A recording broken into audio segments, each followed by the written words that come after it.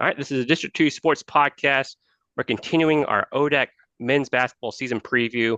We're joined by the head coach of the Randolph-Macon Yellow Jackets. It's Coach Josh Merkel in his 10th season. Coach, how are you doing tonight? Doing great. Great to be on here with you guys. Thanks for having me. Coach, like we said, thank you so much for joining us. We do appreciate it. We know you have a lot going on with your season, but kind of want to start with your career, in the beginning. So we know you won the national championship, I think, in 2022. Just a really great season. I think you went 33-1, I believe, was the record. What was that process like for you, and just kind of going through that season where you only lost one game and you won the national championship?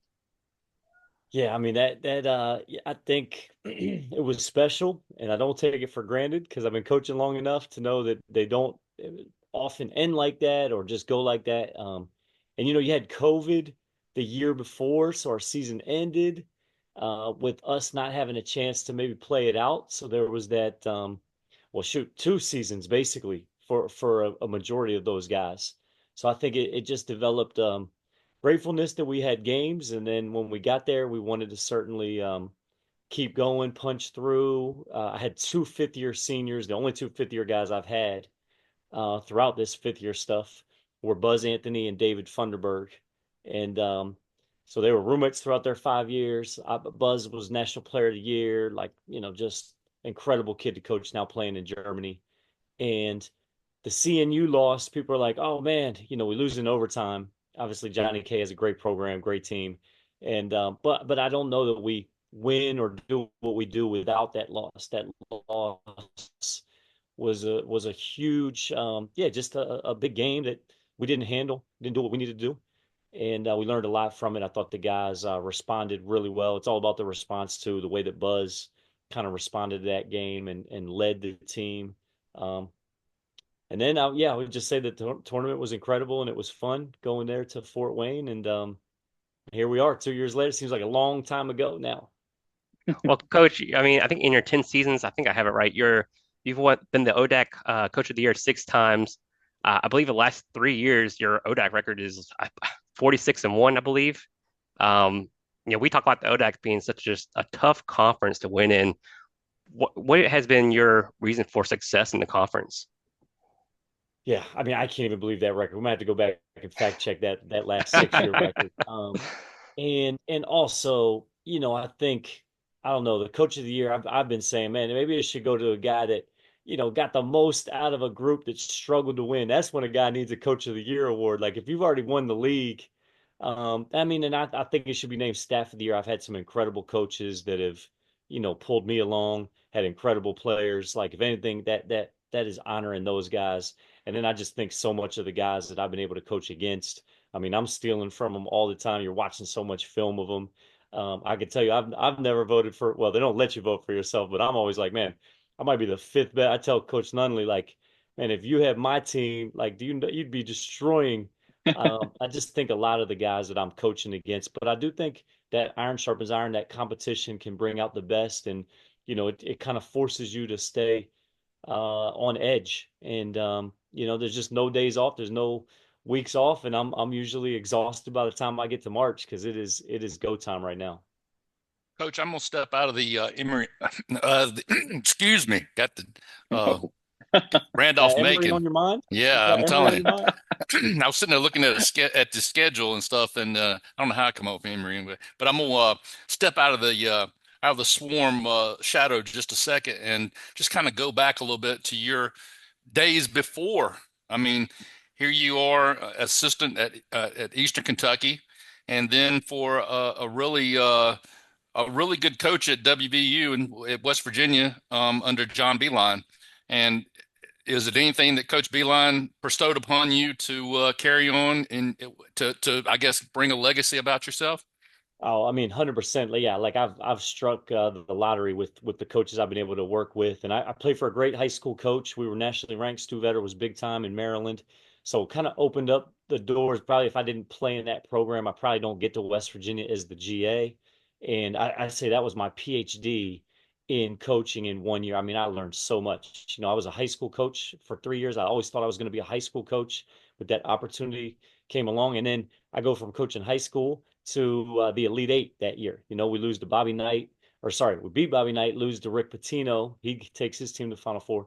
So it was just we just went back for the 20-year reunion, and the amount of guys that are in basketball or coaching basketball. I mean, Darius Nichols was a freshman guard on that team, head coach at Radford. Mike Ganzi's with the Cleveland Cavs organization. Frank Young is the associate head coach at App State. Rob Summers, associate head coach at Missouri. It was just, and then Jeff Neubauer got the job at Eastern Kentucky, took me with him. And so Jeff worked for Coach Beeline for a long time. I mean, I want to say 12 years.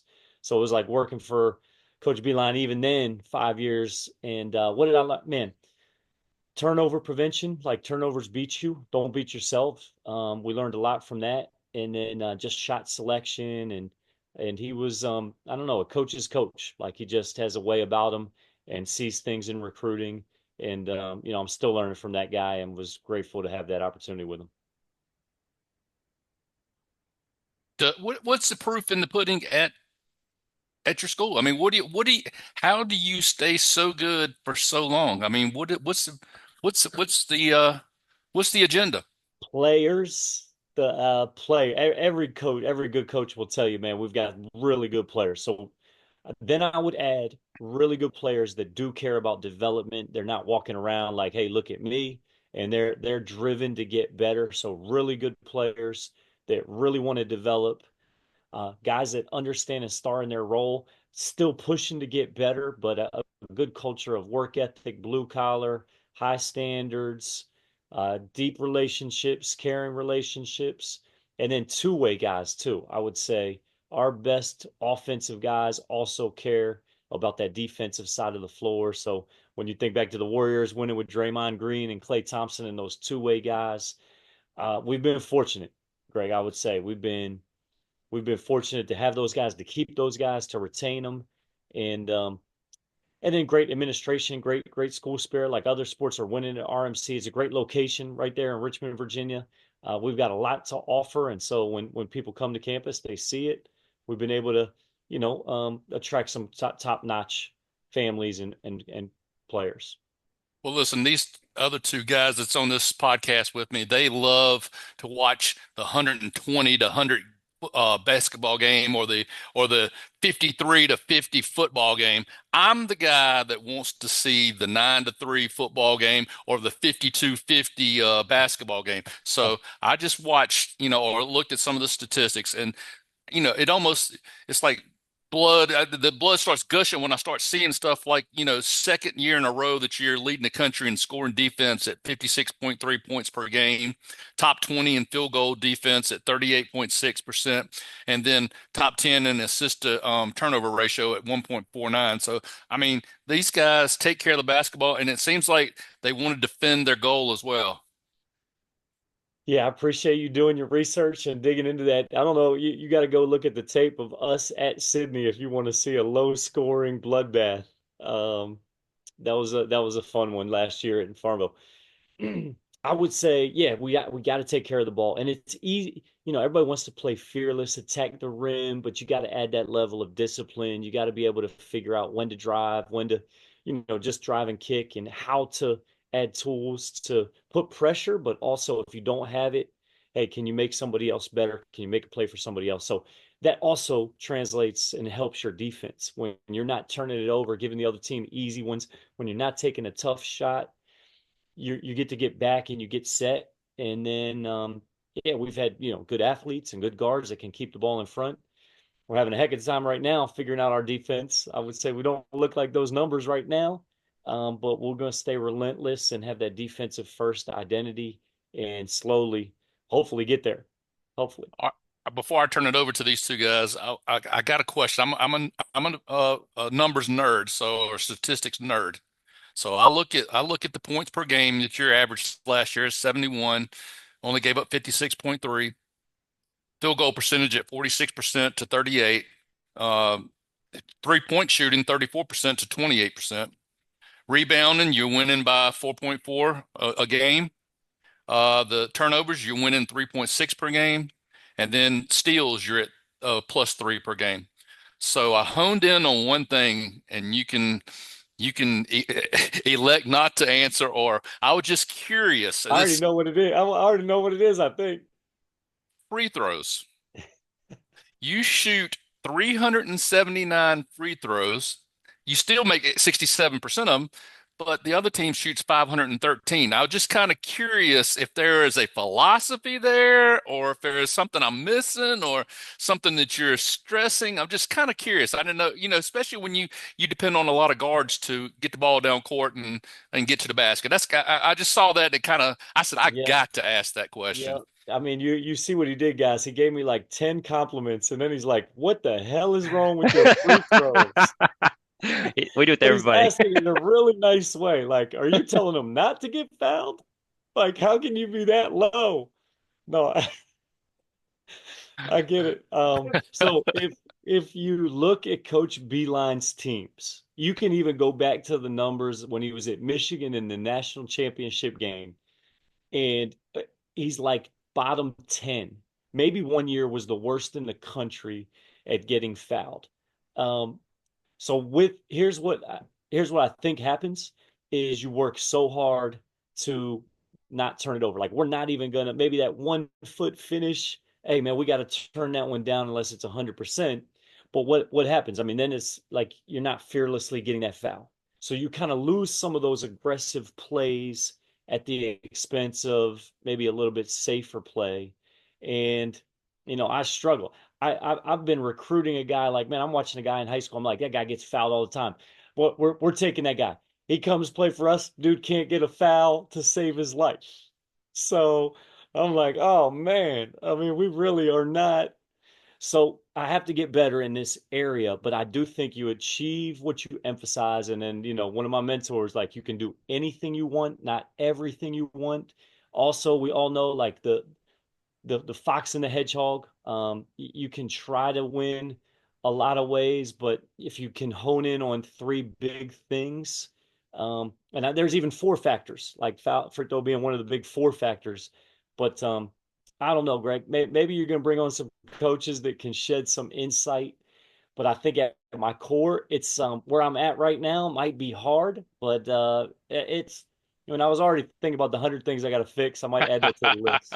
Does anybody ever ask you that? I mean, has that ever been a question? I was just Oh, I'm, I'm, curious. I'm sure, we've won enough where I think alums keep the questions to themselves for right now. But man, I could tell you, as soon as we're 4-4, everybody's going to know why we're not getting fouled. Then they hear this podcast, and these questions are definitely coming.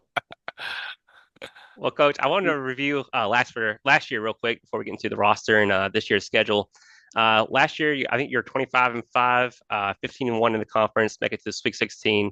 Kind of looking at last year's schedule, you started off, 1-2, played a heck of a schedule in the early conference, and then of course you have ODAC play. I just want to get your brief, synopsis of last year. How do you think it went, and is there areas of improvement you can make this year?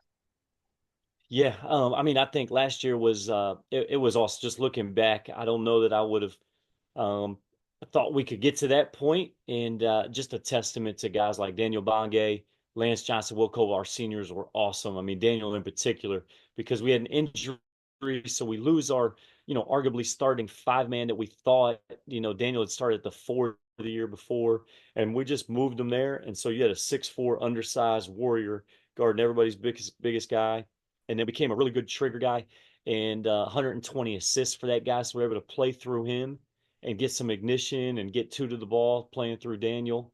And the early schedule was a beast, but that also, you can work to fix some things when you have the right group of guys that are bought in.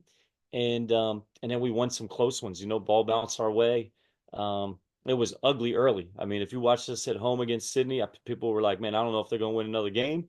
And just testament to the guys, just resilience and getting back in the gym, in the lab, and believing in themselves, and just coming together as a team. So that's probably, yeah, my synopsis. The end of the year was tough because Jabril breaks his hand going into the ODAC tournament. We had won 17 in a row, and really felt like that group was gelling. And Jabril's just so important to our team. We weren't quite the same, and got exposed in the tournament. So no excuses though. You got to be healthy, and they don't care. Nobody cares if somebody gets hurt. So no excuses. Looking to this year, so you did mention a few players you've lost, but kind of looking at this year's schedule, you do return your top two scorers, which is I think is huge, and Jabril Robinson and Keyshawn Pooley. And you have some other guys coming back too. Malcolm Hodges, Vincent Payne. I'm going to get this one wrong. I think is it Amir? Amr, yeah. Amr. Okay, Amr. Amr. And then you got your big guy back as well. So I think he's a sophomore this year. It's 6'8". Kind of talk about this year's roster management and the recruiting aspect and what you feel like you have come back this year.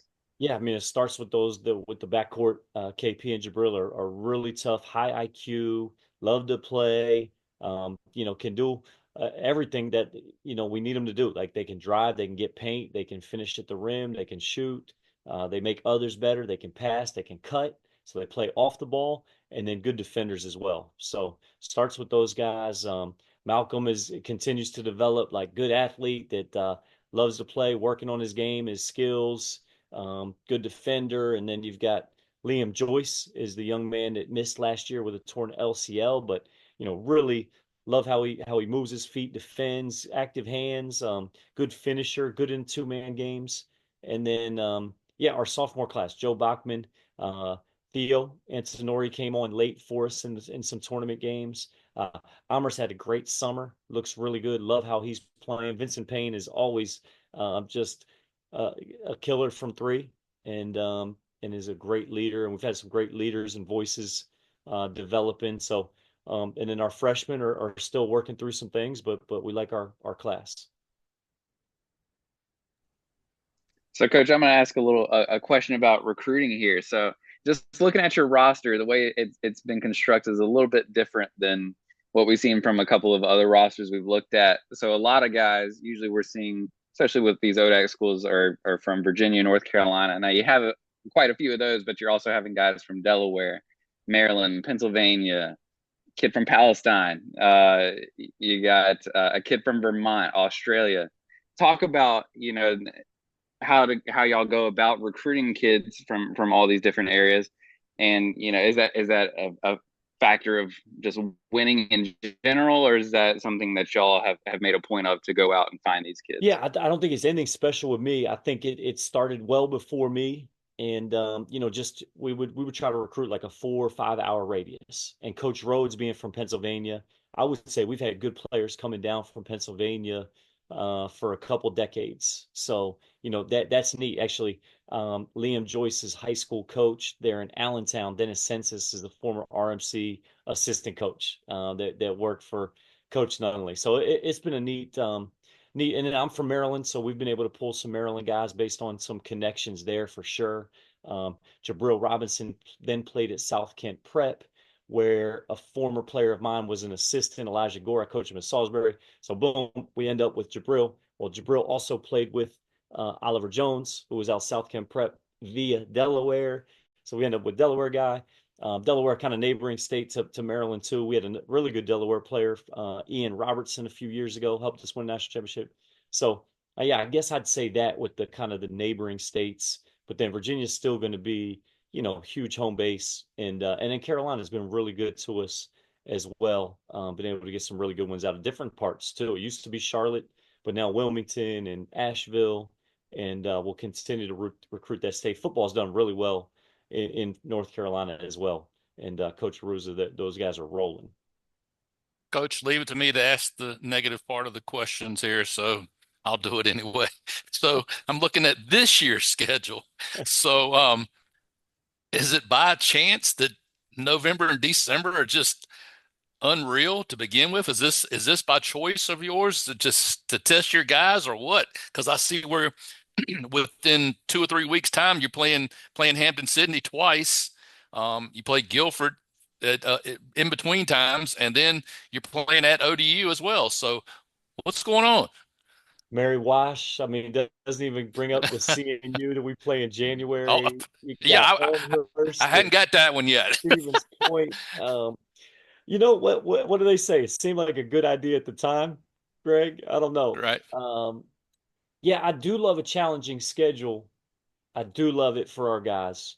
Um, we've definitely challenged ourselves with this one, but I don't know. Got to take it one game at a time, one day at a time. I think it's great to play tough teams early because, man, you just get your guys' attention and they know they need to be sharp early in the year. And I just believe competition brings out the best. Iron sharpens iron. You learn the most about your team. I mean, Nathan Davis taught me a lot about this. I mean, we almost approach it like, forget getting an at-large. Let's figure out how we can win the ODAC tournament. And to win the ODAC tournament, can you get a good seed? So we'll see. As long as we can come out of these healthy, I think we'll learn a lot about ourselves each and every time you're playing. And so far, that's panned out. Maybe that's because we've had the right guys, and we'll I guess assess it after this season. But yeah, I mean, I think I'm done with the schedule, and I think I did the same damn thing next year too. Well, So, and then when you bring it up, I'm like, man, what was I thinking? But hey, let's go play them. no, the other thing I was going to mention, I wanted you to speak just a moment about it, was the Jordan Billis Classic at UNCC. I'm just kind of curious, does this go along with the Jordan brand, I guess, where Carolina is playing Florida over at the Coliseum? And we have a Gator fan on, by the way, so I just wanted to let you know. So, and a Nice. couple Tar Heels here, so that's the reason why I kind of wanted to make. And then the second part of my question was going to be, is this the rematch of 2 years ago with Elmhurst? I mean, in a way, although we probably both have completely different rosters. I mean, I have my two seniors were in that game. And I'm not sure how many Coach Baines has, but that's my guy. And it is neat. And I do think it's connected to the Jordan Brand Classic in a way, but it's the Jay Billis. So Jay Billis runs his camp and has been running it for, I believe, 15 years. Runs it with a guy, John Searby. They were coached together when Jay's son was growing up, and so coached together with some AAU stuff. And anyway, Jay hires Division III coaches. So if you've worked his camp, you got maybe an opportunity to get to this classic that Jay has started with, along with John, playing at Charlotte, and just a unique opportunity. Great for our guys to have that exposure and a neat tournament to be a part of. And we're super excited to get down there and take some of our guys back home, to their home state or even, city of Charlotte to play. And yeah, Coach Baines works the camp. He's an incredible guy and competitor. I love that guy. Super funny. And so, yeah, excited to see him down there. Coach, I wanted to talk. You talked about this earlier about the football being successful. They played for a national semifinal last year in the playoffs. You've had a lot of success in your 10 years there at Randolph-Macon. What has the booster club or the athletic department? What has it been that they've helped you guys out be so successful in your career so far? Well, I mean, our president's retiring, but we've had the same president, we've had the same AD. I think that continuity, and also I always talk about alignment. I think those guys, they want sports to be successful. They support athletics as much as they can, and they also, kind of, hire good people and maybe get out of the way too. Don't get in the way. So, I just it starts there. I mean, Pedro is terrific. I love talking leadership with that guy.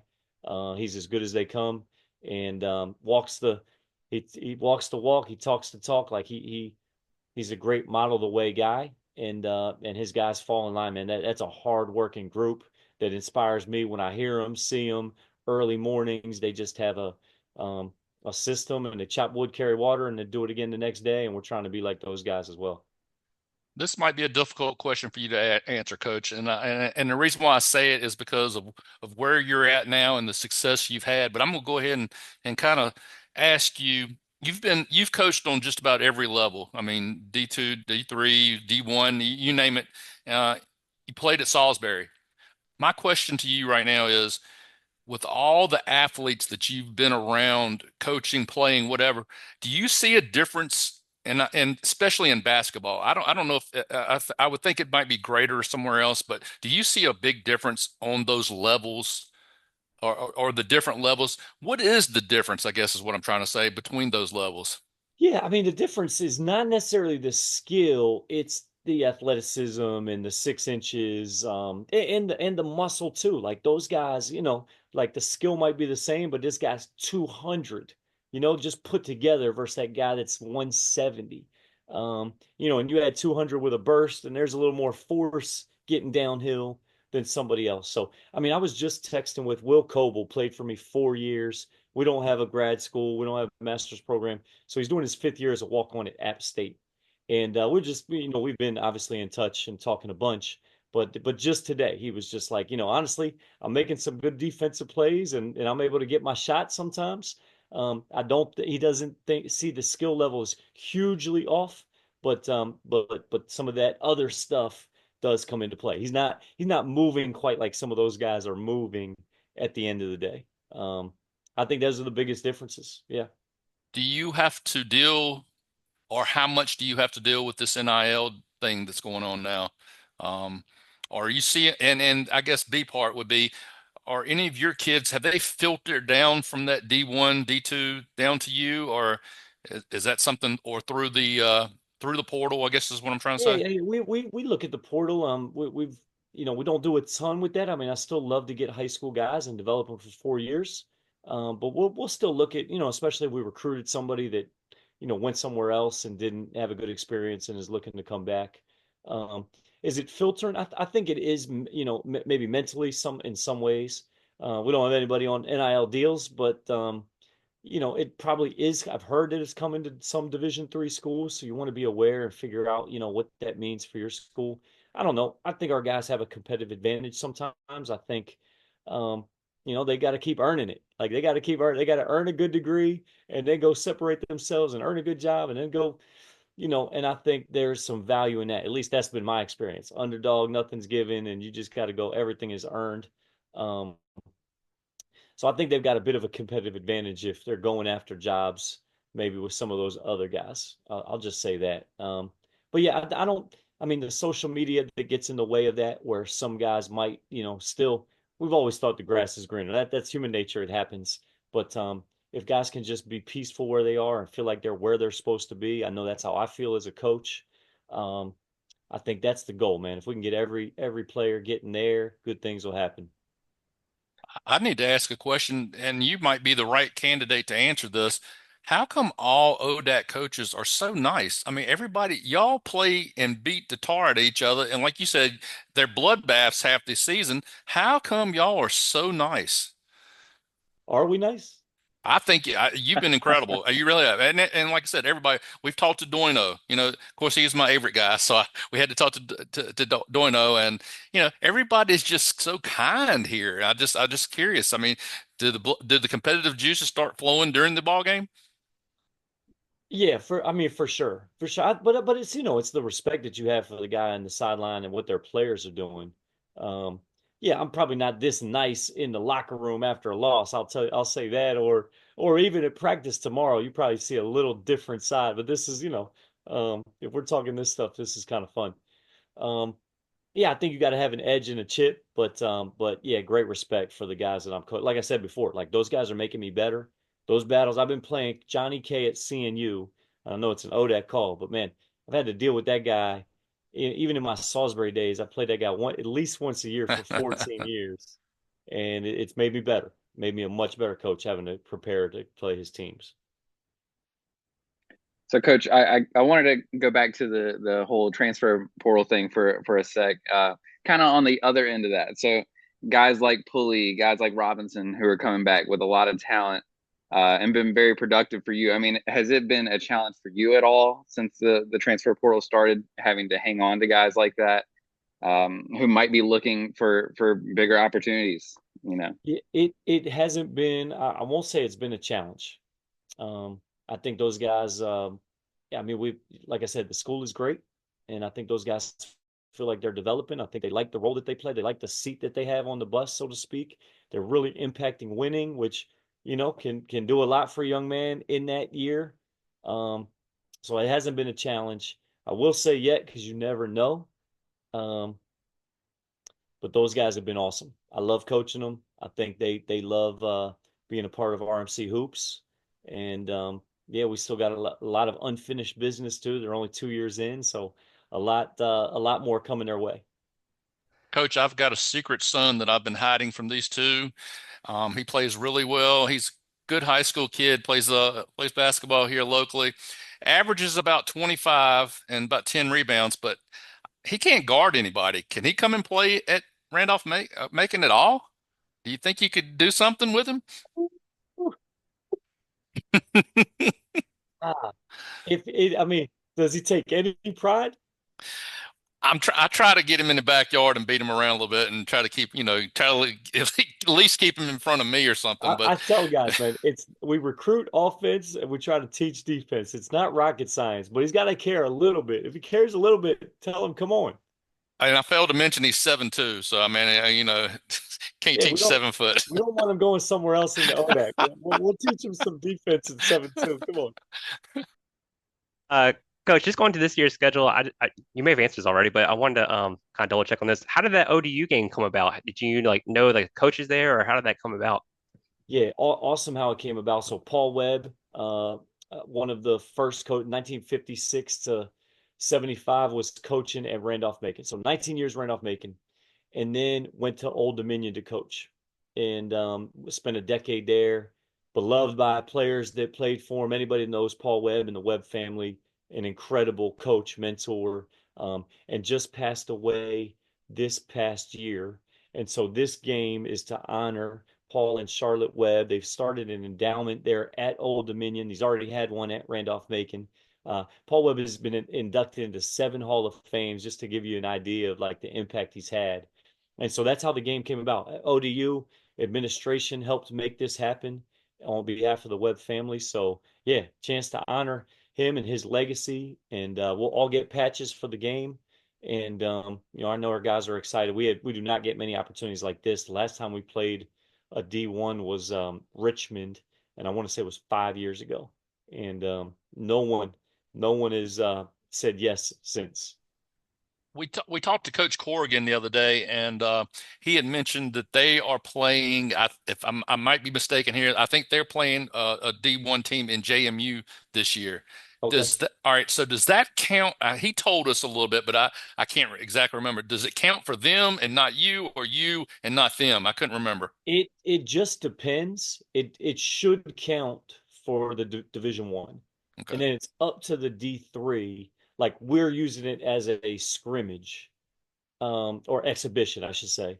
So it won't go against our schedule. But had we done 2 other scrimmages, it would have had to count as a game. We would have had to drop another game. But we dropped a scrimmage to use this as an exhibition. But it'll count on ODU's schedule.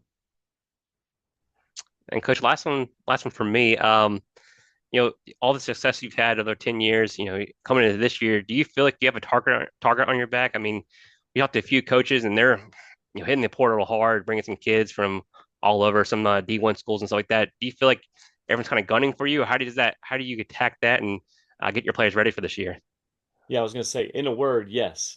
Target's been on our back. But you could say it's on Guilford. You could say it's on Sydney. They did vote us the one in the preseason. And you guys know that stuff doesn't mean anything. But how do we approach it? Yeah, like just try to ignore that stuff. Like all we can control is our effort and how we get after it in practice. And we still look at it like every year is a brand new year. We haven't done anything. This group hasn't won a single game. They've done nothing. So all that past success is nice, but it doesn't help you at all. If anything, all that stuff makes it a little bit harder, because that other team, man, they got full focus. They're locked in. They're probably even a little more together going into that week, because it's like, hey, we got to be together for this game. So we certainly have to be at our best each and every time out. But that's kind of been our approach: is control what we can. Can't control any of that ranking poll stuff, or if there is a target, like what are we gonna do about that? We just got to go out and play and keep learning and have a growth mindset through it all. Coach, my last question is, I guess kind of piggybacking on what Gregory said about winning and stuff like that, especially with you guys.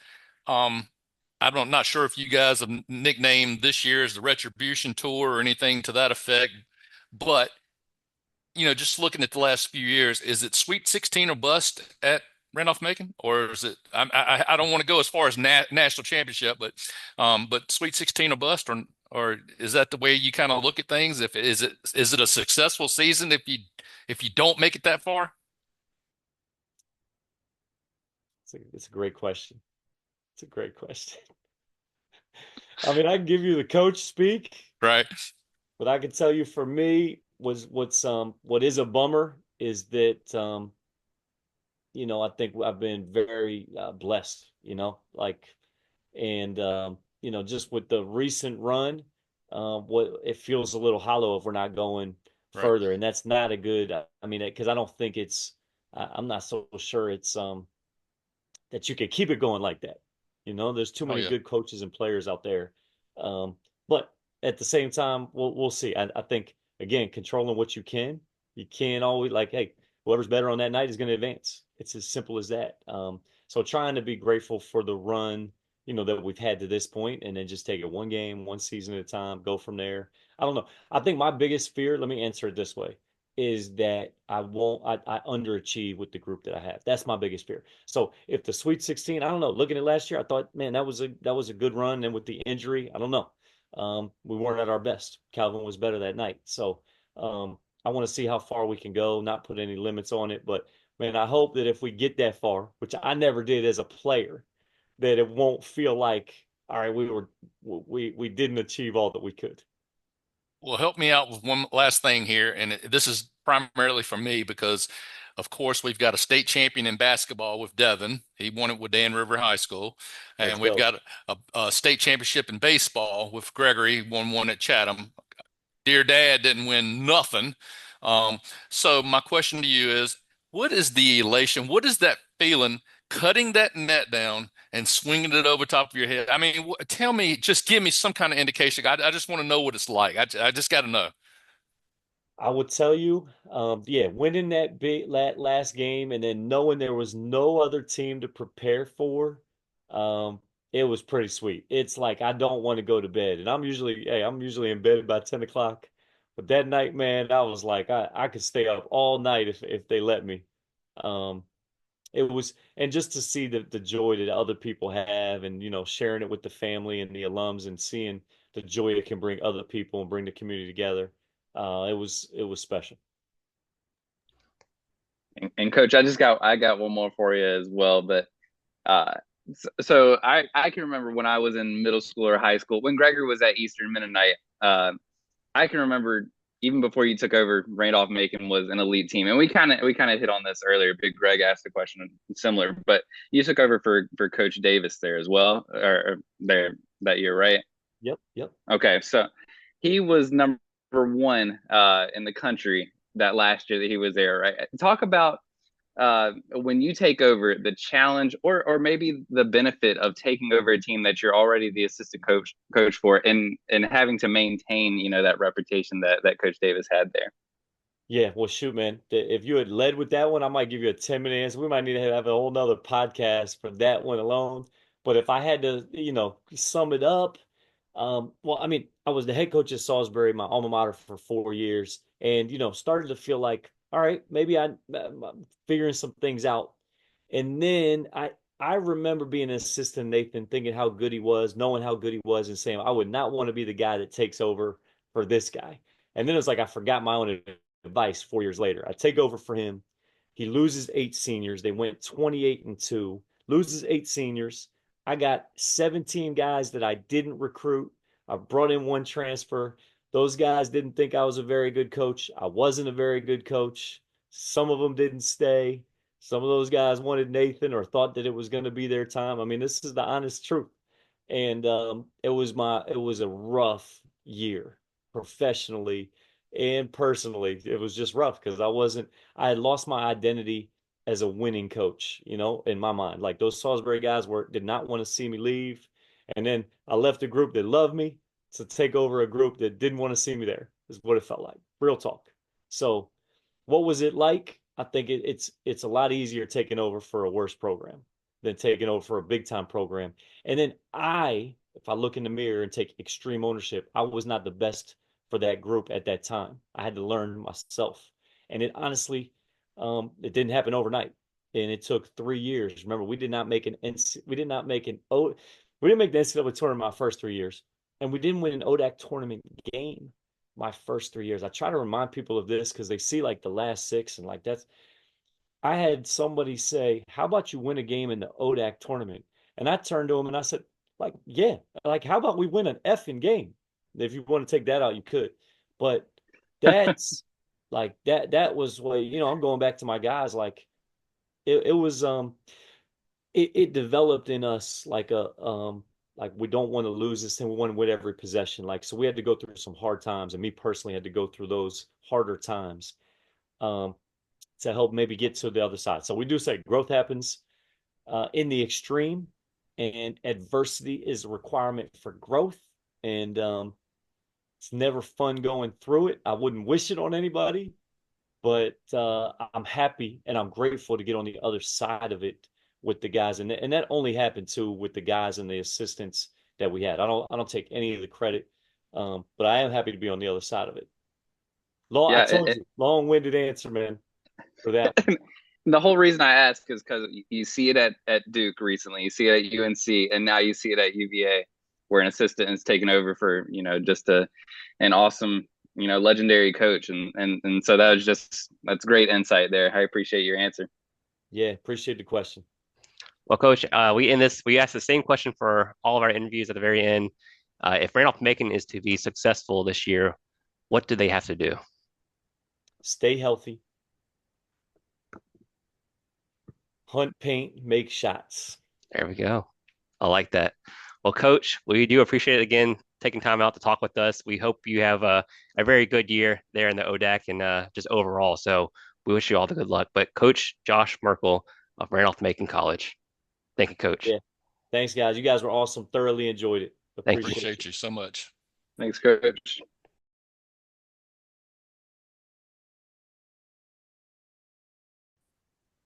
All right, welcome back to the District 2 Sports Podcast. We continue our ODAC season preview for basketball here.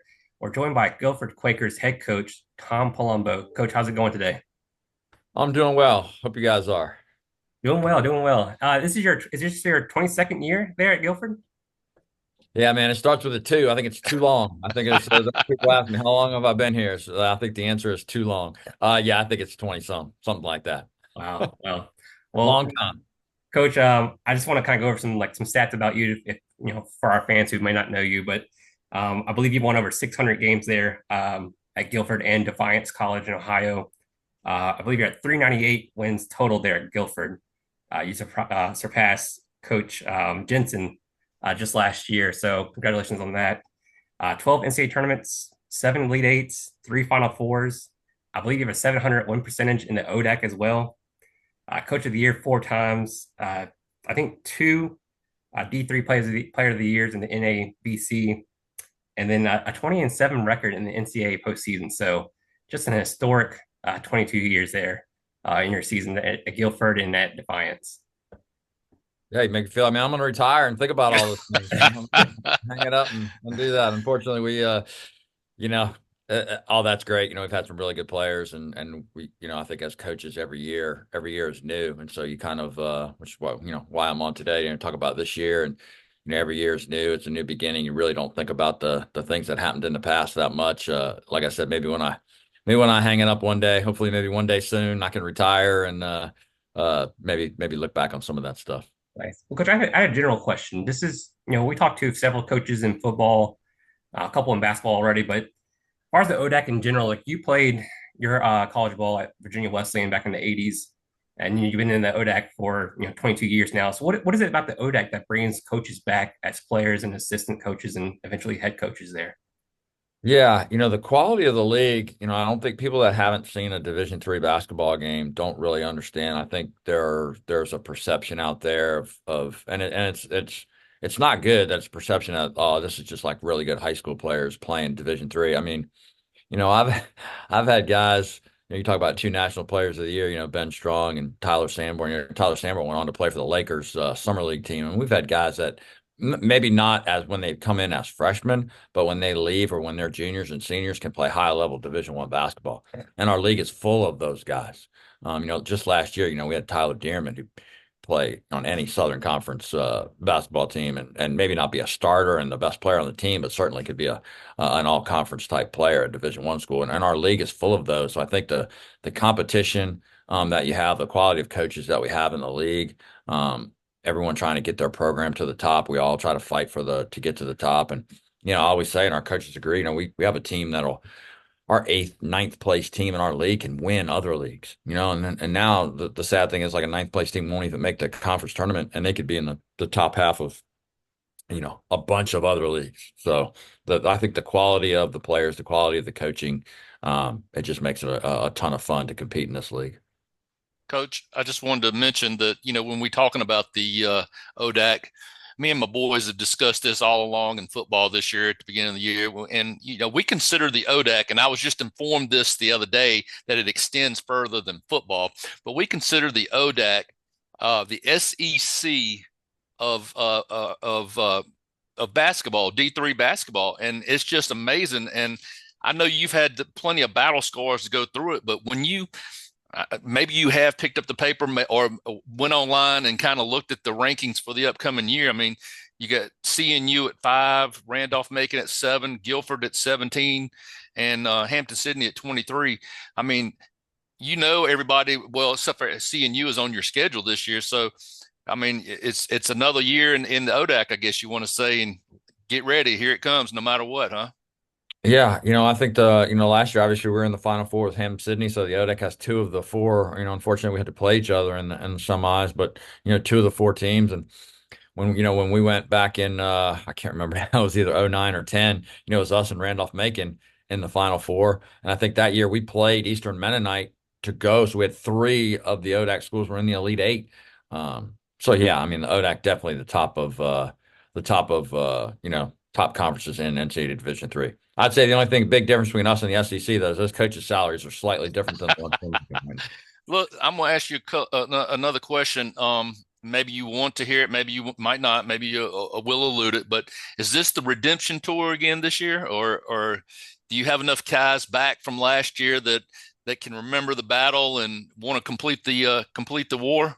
Yeah, we have so many new guys, and kind of like I talked about at the beginning, even if we would have had everyone back, like we, basically last year we had almost everyone back from the year before, where we were disappointed that we didn't get an at-large bid to the NCAA tournament, and I think those guys, kind of took that personal.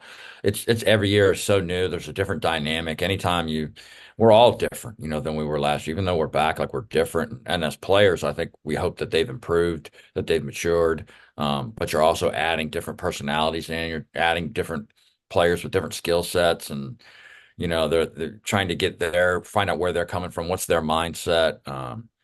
You gotta sacrifice a lot to be in our program, because we're really team oriented, we're really defensive oriented, we're really rebounding oriented. It's different for guys who are used to, it's all about how offense is played and how many points I'm going to score and how many minutes I'm going to play. And it's a different mentality here, and it's tough for guys to adapt to that sometimes, and we're working through that with a bunch of new guys. So, to answer your question, I don't think last year it'll have any impact on this year. We're just a completely different team with a completely different dynamic, and we're trying to figure out our identity. I mean, our identity is going to be defensive rebounding, but our identity as far as our whole entire team, we're not quite there yet. It's still pretty early.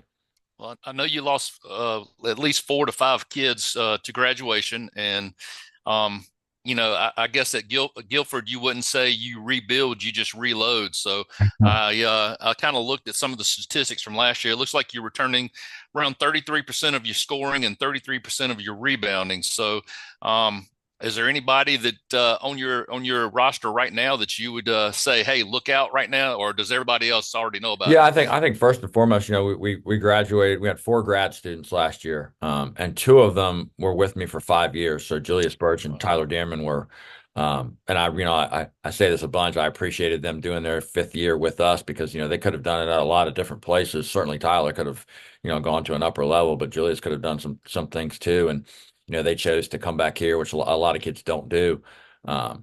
Missing not just what they did on the court, which was a ton, but missing what they meant to the program off the court and making things run smoothly.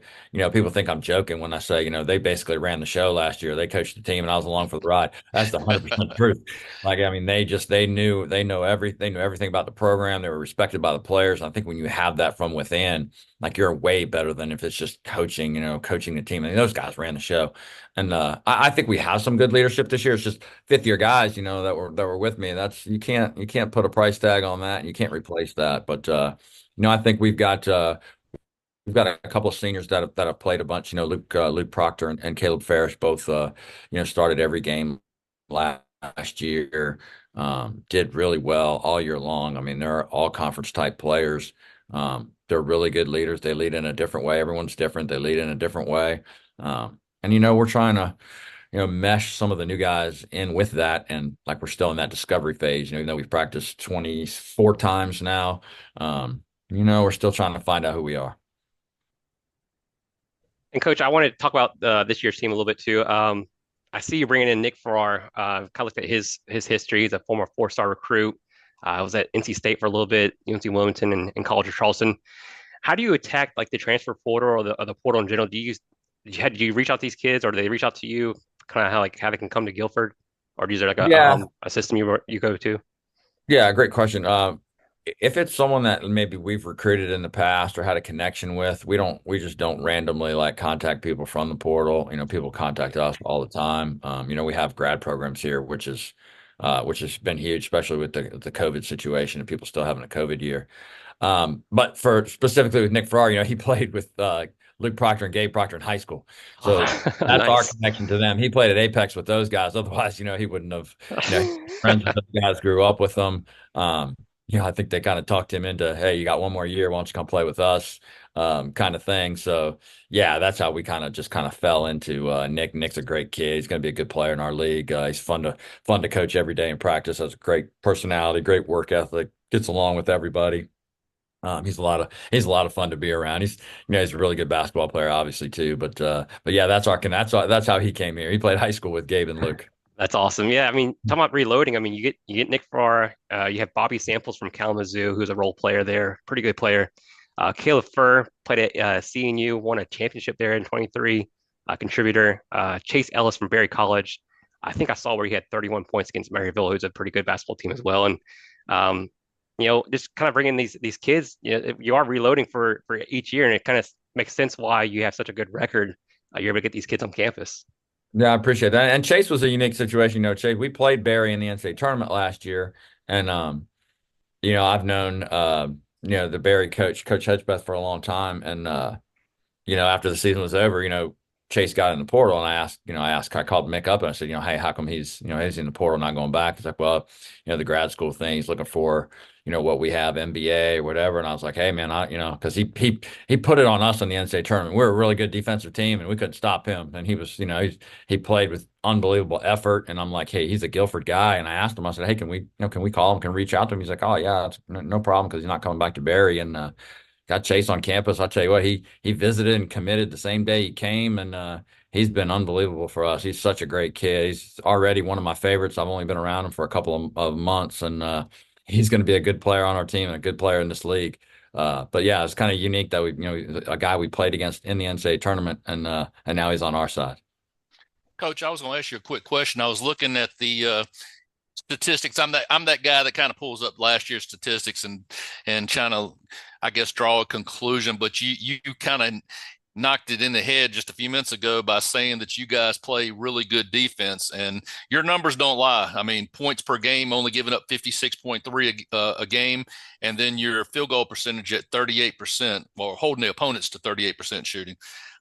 The other thing I was looking at as well was, you turning them over 13 times a ball game on average. But the other thing I was looking at was your free throws per game. I mean, you are head and shoulders above the competition in just attempts alone.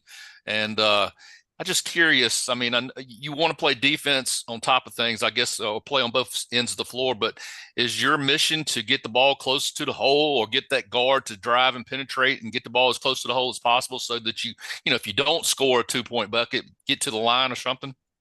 100%. We're a really good rebounding team. We've always been both offensive and defensive rebound. I think offensive rebound is a great way to get to the free throw line.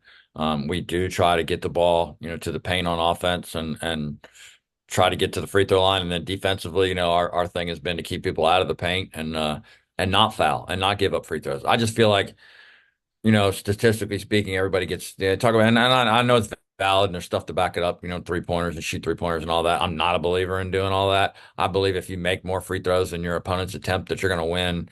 There's no 100% way to win a game, or everyone would do it, right? I mean, everyone's going to, if you say this is the way to win, we're all going to play that way. So there's a bunch of different ways to win, and we're more of the, man, if we can make more free throws than you attempt, we're going to win more games, and we're going to have great chances to win. And that's kind of how we play. Not that we don't shoot 3-pointers or anything. We certainly do.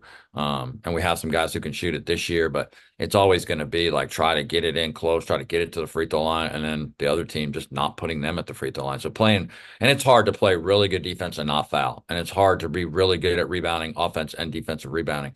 But we spend the majority. If you ever came to our practice, you'd be really bored because we spend the majority of our time with team defensive positioning, blocking out, and rebounding.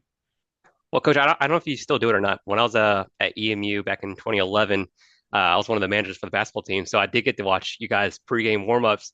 Do you still do the defensive slides in the pregame warmups? Coming off the court, yeah. People are amazed Yes. when they run into each other, right? I think the referees still, we have a new referee. They're over there. How do those guys not trip and fall? I better knock on wood because it probably happened tonight when we get somebody sprain their ankle because they're running off the court doing a defensive slide. But yeah, they've carried that on. I don't know where that started. It didn't start with me. Oh, really? It must have been one of my assistants or one of the players or whatever. It wasn't my idea, and I watched them do it, and I was like, just make sure you don't trip over each other before you're leaving the court. That's all I ask. I mean, it was awesome. I've never seen anything like that before. They zigzag and weave through each other. I was like, how are they doing this? Yeah, they still do it. They still do it. It's been carried on from one to the next. So That's awesome. Well, we heard a lot about defense and rebounding. I looked at your roster, and I guess the way you kind of build a roster to make sure you excel in those two things. You have nine guys on your roster over 6'5" or 6'5" and taller. Is that something you look for when you're recruiting and looking to build your roster?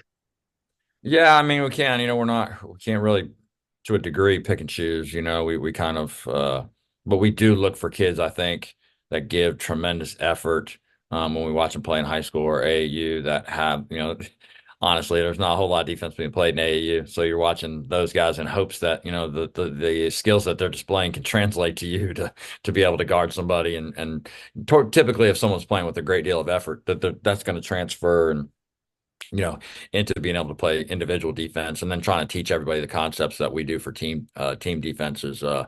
It's a process. So we look for, guys with high basketball IQ. And yeah, I mean, in basketball, if you're tall, it's a big advantage, man. When I write my book, chapter 1, being tall in basketball helps you. I mean, I'm not gonna lie, it helps you. So we do have some size this year. We had some really good size last year that enabled us to do some different things defensively, some versatility. I think we're gonna have that same versatility this year. I hope so. But we're still kind of working through some of that. As they say at Carolina, you can't teach 7 foot, I don't guess. No, being tall helps you. Being tall helps you. There's just no way around it. Look, I had an interesting question. I don't know what Gregory's got in store for our last question of the day, but listen, I know that you are a very, very smart individual and with a master's in sports management from ODU.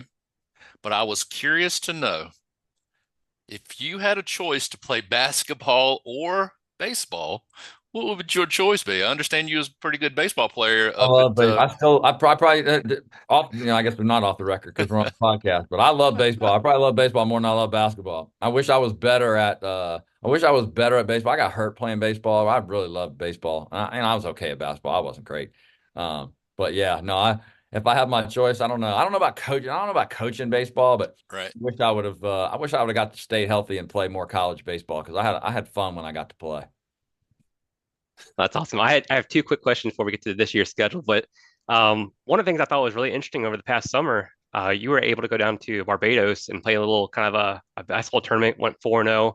But you also got to coach a few of your guys, but also one of your rivals, Hampden-Sydney, Adam Brazil. What was that experience like for you down there in Barbados? It was so much fun, and Adam was great. Got along, he's still around. Just kind of developed a relationship with Tyler Julius and the Proctors, and kind of stayed in touch throughout it. And he was obviously he's a fantastic player and did really well for us. And it's funny. I think if you asked him why he went, we had asked him to go, and he, he's kind of apprehensive about it. But while we were at the Final Four, our fans had lined we both stayed in the same hotel as Hampden-Sydney.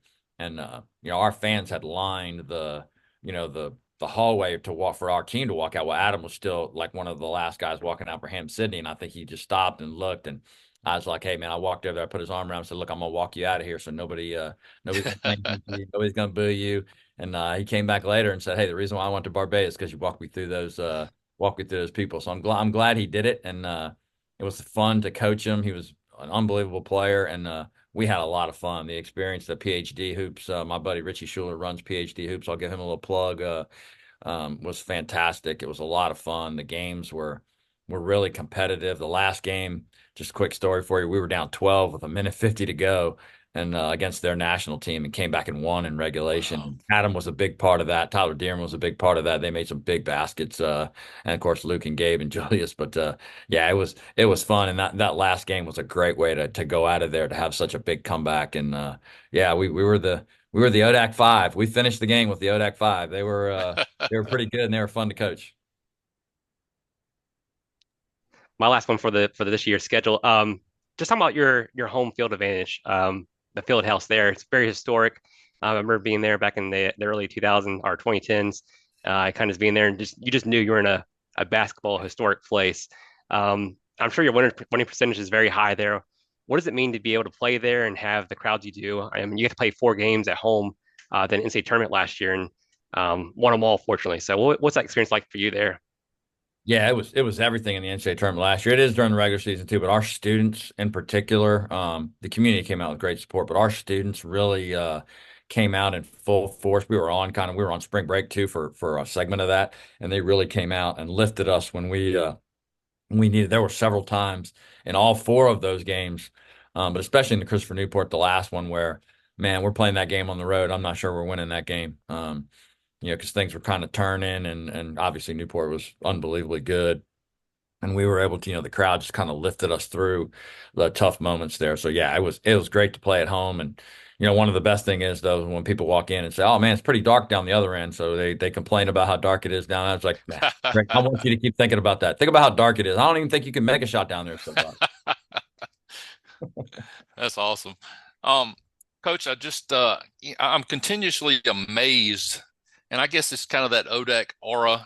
And I look back today on some of the, just records or historical records against what we considered the Big Five, the, top half of the conference, what have you. It's amazing how everybody's kind of grouped up together. I mean, everything is just so competitive in that league. And, I mean, just using for instance, against Roanoke, you guys are 25-22 over the history of the matches. And then, somebody like Macon, I know very competitive school in basketball and all sports really, but the school is actually 18-29 against Macon. So, I mean, it's just amazing how close all these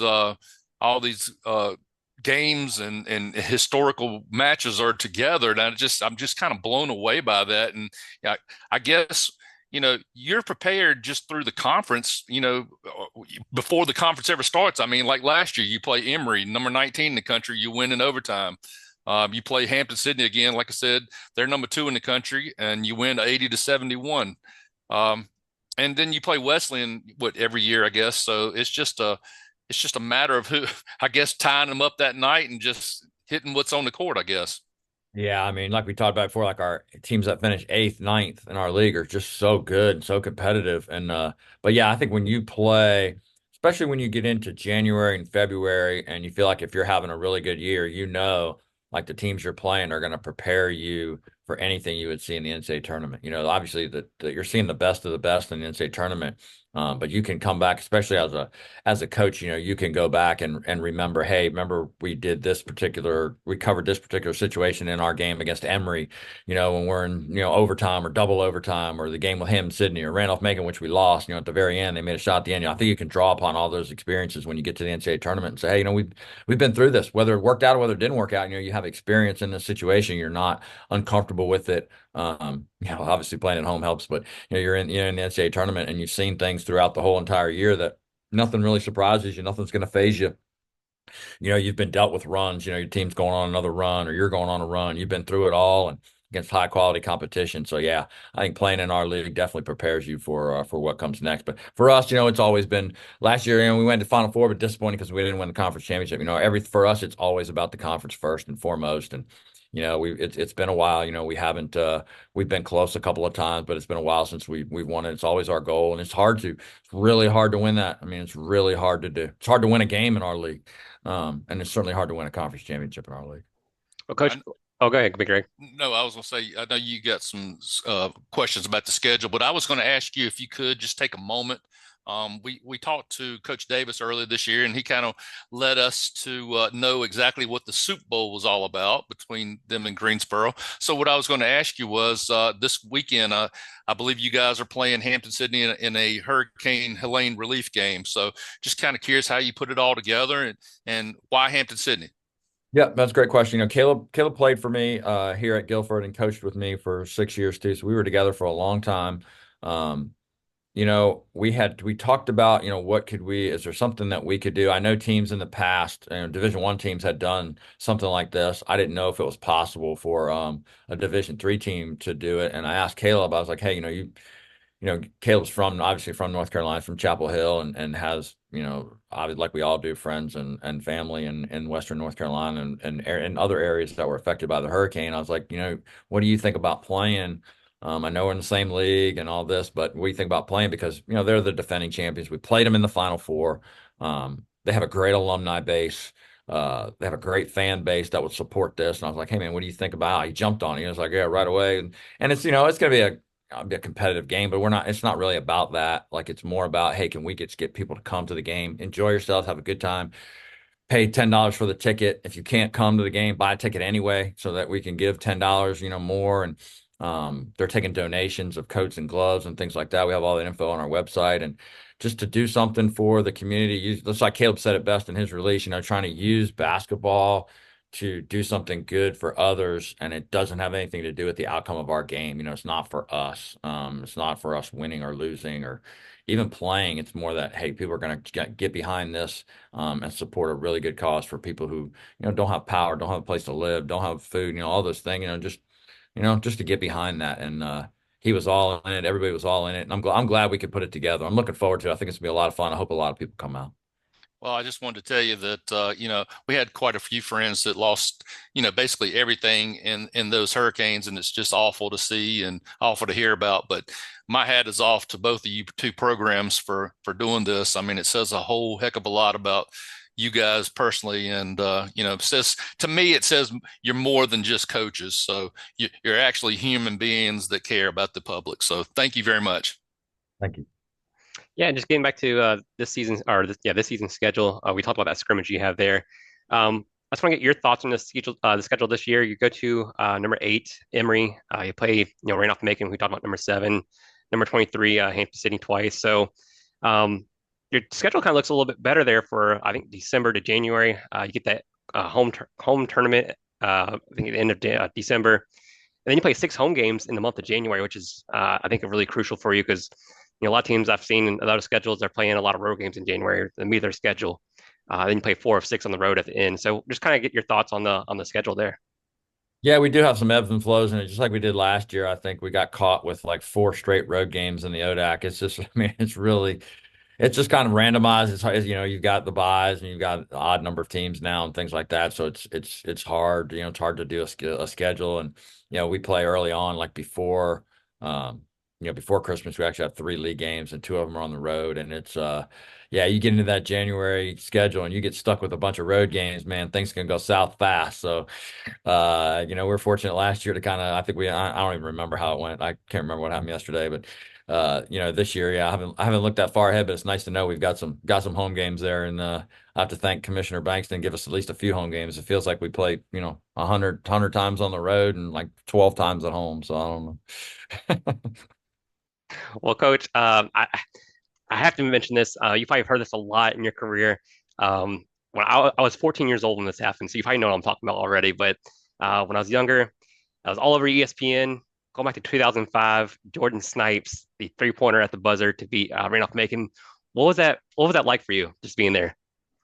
Yeah, it was crazy, because back in those days, so we would play back-to-back games. So in the ODAC, you would play on Saturday, Sunday, and unless you could get a game moved, like you had to work with the other team to get a game moved, you could move that game to a Monday. So what we did was we actually played Saturday, traveled to Macon on Sunday, practiced there, whatever, and then played the game Monday night. So there wasn't a whole lot of things going on that Monday night. So they actually had a television crew there, which is why this whole thing came, because it was a slow news night, slow sports night. And we had just gotten, I think we had just gotten beat by 30 at Wesleyan on Saturday. So it looked like we're headed for another loss. And we're trying to build the program at that point. I think that might have been Caleb's freshman year or sophomore year. Caleb was on that team. And, it looks like, man, we're going down again. We're going to lose again, again on the road in the ODAC. And, the craziest thing about that, if you watch the clip, is,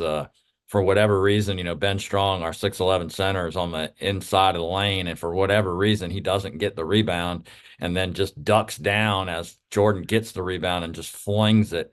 It's just a crazy kind of thing.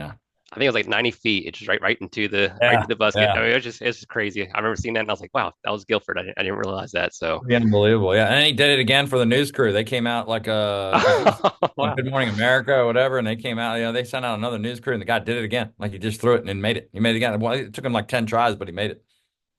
Greg, do you have any other questions before I do my last question here? Oh, I think you're on mute. Oh, I'm not the only one messing up. Oh, Coach, I'm sorry. It was my facetious question. I've got a kid that's averaging 17 points a game and 10 rebounds. He's looking for a place to go play. How could you sell him on Guilford College? Yeah, I think first and foremost, like what we talk about here is, I think the type of education you get here, the personalized experience with, I teach one class here, the relationship that professors have with students, that not just athletes, but all students. And I know it's probably similar everywhere, but the place you're at, you feel like that, there's a personal, just a personal connection with that. I think you get that here. It's hard here. Like it's hard to do well here. Like they're going to push you in the classroom, just like we're going to push you on the basketball court. So there's really no distinction there. But we'd let kids know, like, it's not going to be easy. Like, you're not going to come here and coast through 4 years and people are going to slide you through. Like, you're going to have to do work. You're going to have to write papers. You're going to have to do research. You're going to have to communicate and participate in class. But you know what? We're going to ask you to do similar things in basketball. We're going to ask you to work hard and compete and communicate. And I think all those things help you when you're a graduate and you want to come back, 20 years after you graduate and meet some of the new players that you have, so you can tell them about your experience here. So that's how I would basically sell a kid on. And the other thing you say, sell, like, I want them to want to come here. Like, I don't want to have to talk you into coming. If I have to talk you into coming, it's probably not going to work. For one of us, it won't work. But I want you to want to be here. I want you to want to be a part of what we're doing. I just talked to him, and he's ready to come down and visit. Is he 6'9"? Send him. He's actually 6'10" and a half. We'll take it. Come on, let's have a conversation. Well, Coach, my last question, just kind of your outlook for the season. If Guilford is to be successful this year, they have to do what? We're going to have to stick to our our non-negotiables as far as how we play defensive rebound. Like, that's got to be a strength of ours. Like, we don't know our total identity yet, like I talked about before, but I think we're going to have to really be good defensively. We're really going to have to rebound because we do have some size. And then, like the culture of the having new guys, I think just those guys coming together in the locker room, outside the locker room. I had them over to my house. We had 2 days during fall break, and they all came over to my house. They all seemed to, they really seemed to gel together in that sense. And that's, that's all fine and good because we haven't had played any games, and, people aren't playing, everybody's playing now and starting and all that kind of stuff. When you start to get to that point, how will we respond to all of that? I think that'll probably be the biggest key is what is our culture as we move forward. All right. Well, Coach, we do appreciate it taking some time out to talk to us about this upcoming year. Just congratulations on a historic career already. Good luck to you guys this year. And if there's anything we can do for you, just let us know. I appreciate you guys. Thanks for having me on. Thank you, Coach.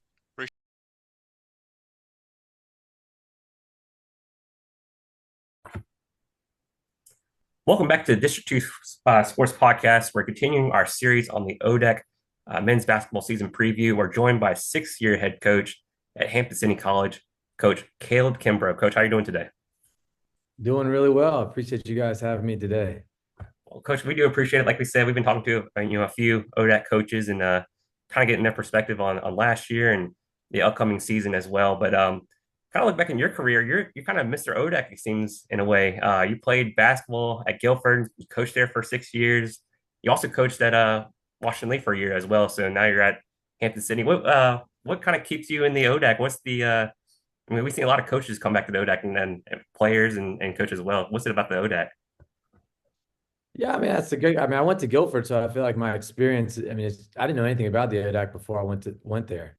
You know, when you grow up in North Carolina, I feel like Virginia, you know, the ODAC because there's so many of the schools right here in Virginia. But in North Carolina, I mean, you know, I didn't know much about it. So I think you're having a good experience at Guilford.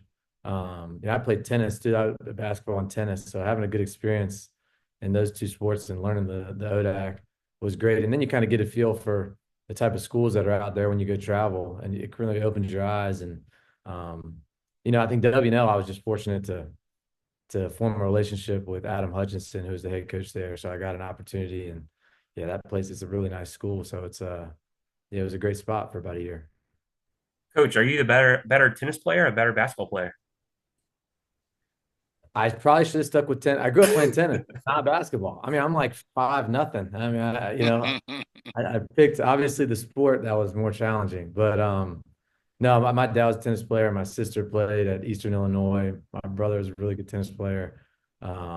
So we grew up playing tennis as a family, but you know, then people started telling me I couldn't play basketball. So obviously, you go play basketball.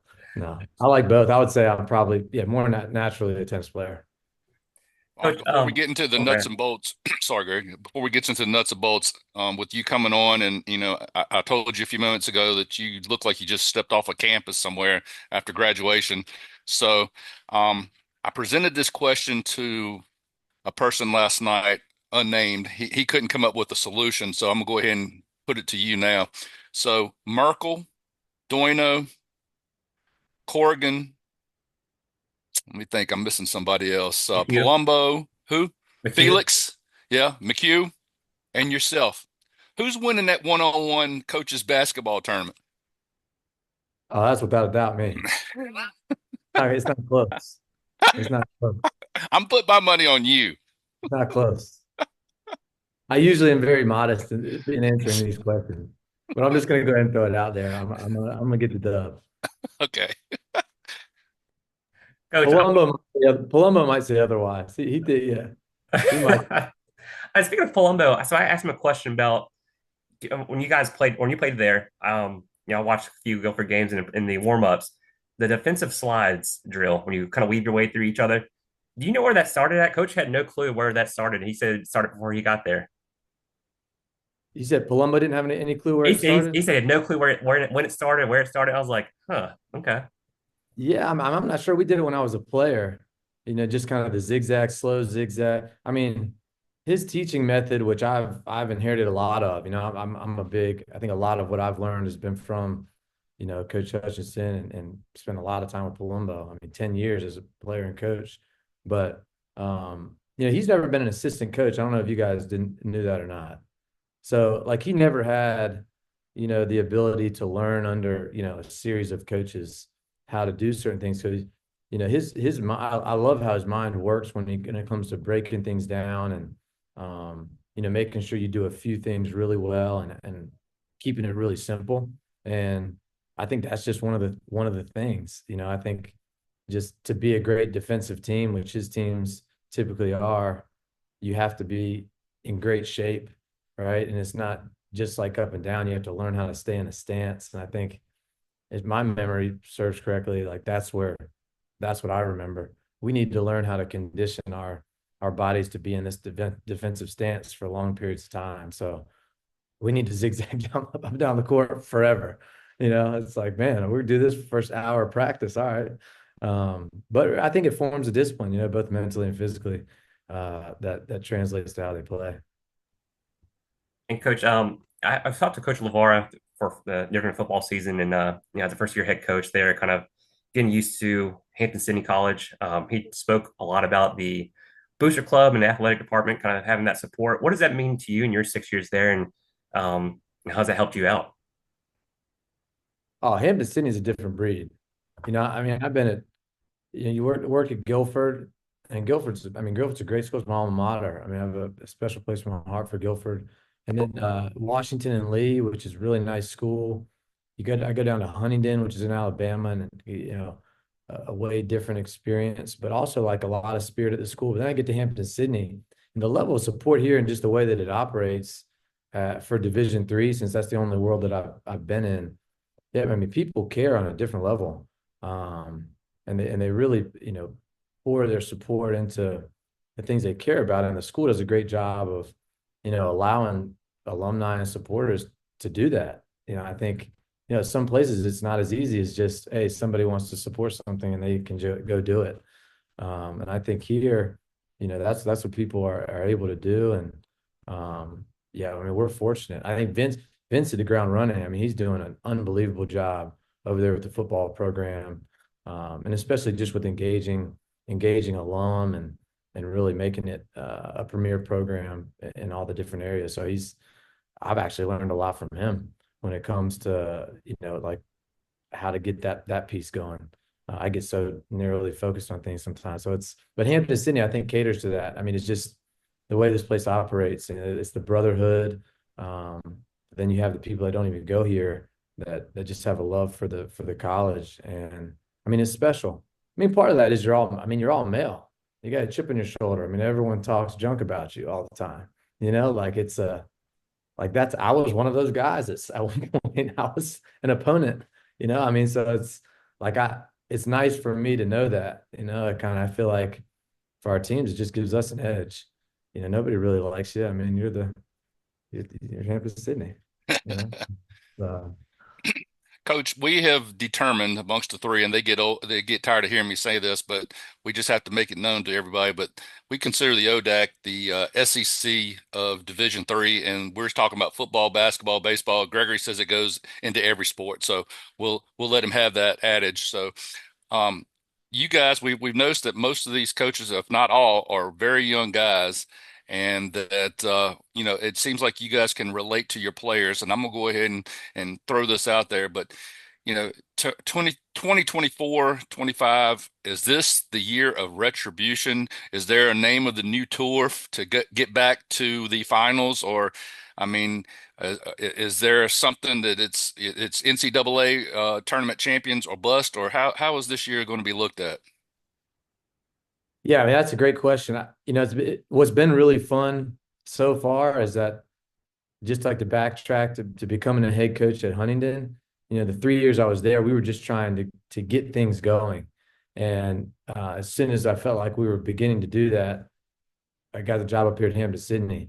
And Hampden-Sydney hadn't been doing too well. And so we were just trying to get things going. So it seems like we're at the stage now where the past 2 years, 2 years ago, we were like, wow, okay, we won some big games. We feel like we took a step, but we didn't win a championship, ODAC championship or a national championship. And then this past year, we won ODAC championship and we went deep into the tournament. And so it's like every year it's been like last year was you have a high expectation. What are you going to do with it?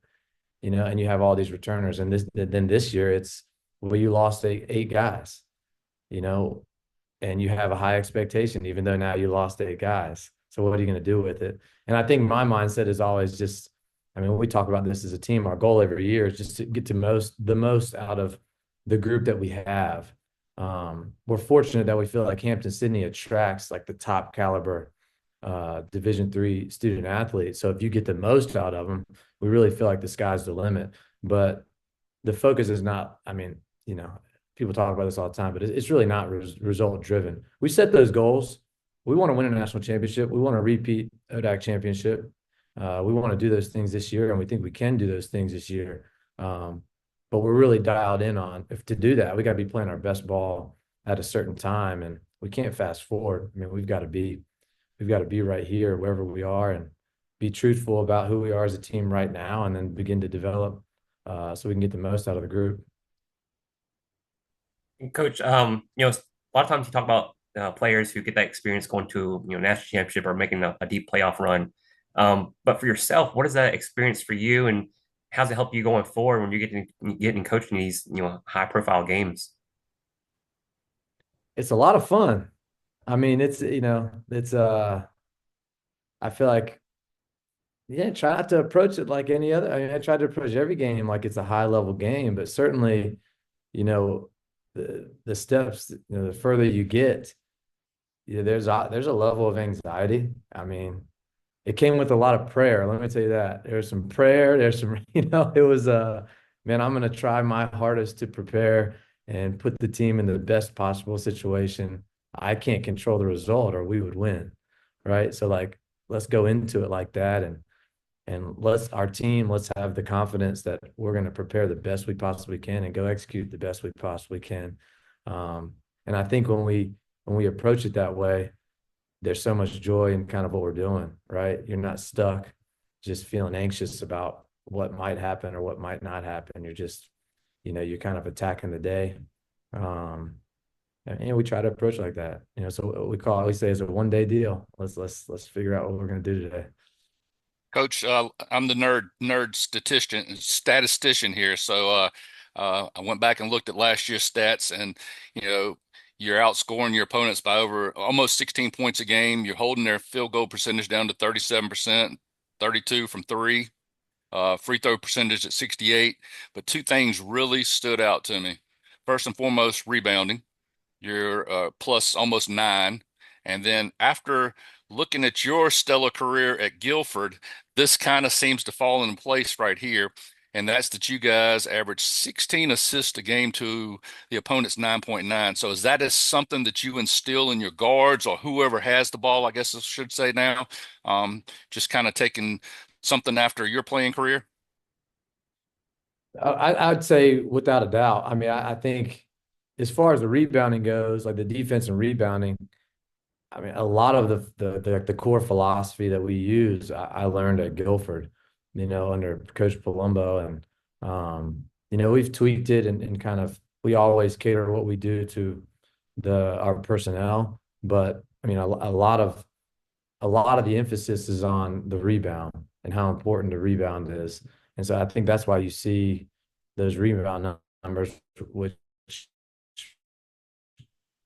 we think is one of our key. The assist thing is interesting. At first it was like, assisted, like when you're sharing the ball, I mean, it seems like offense is more fun. I don't know that I had a big confidence in my offensive philosophy like 3 years ago, even, like, so as a head coach, like we would do things and I think we could have success, but I didn't know I was really confident.